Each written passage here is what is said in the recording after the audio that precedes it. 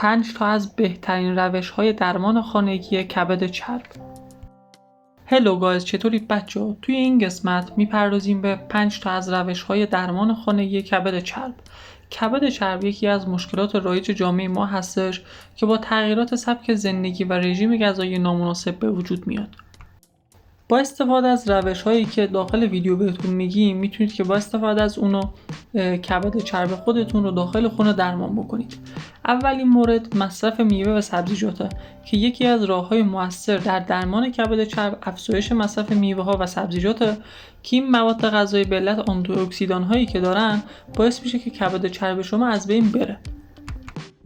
مورد بعدی کاهش مصرف چربی‌های اشباع شده هستش.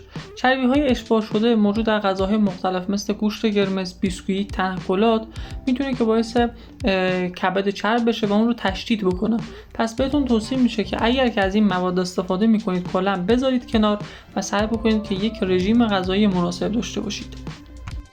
میرسیم به قسمت سوم، یعنی مهمترین قسمت درمان کبد چرب در خانه.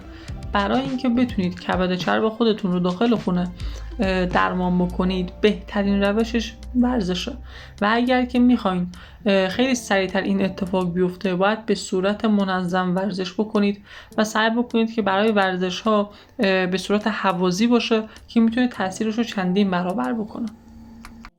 بر اساس مقالات 2023 مصرف چای سبز میتونه که باعث کاهش کبد چرب بشه و به شما کمک بکنه که از کبد چربتون کلا رها بشید و این مشکلتون رو برطرف بکنید.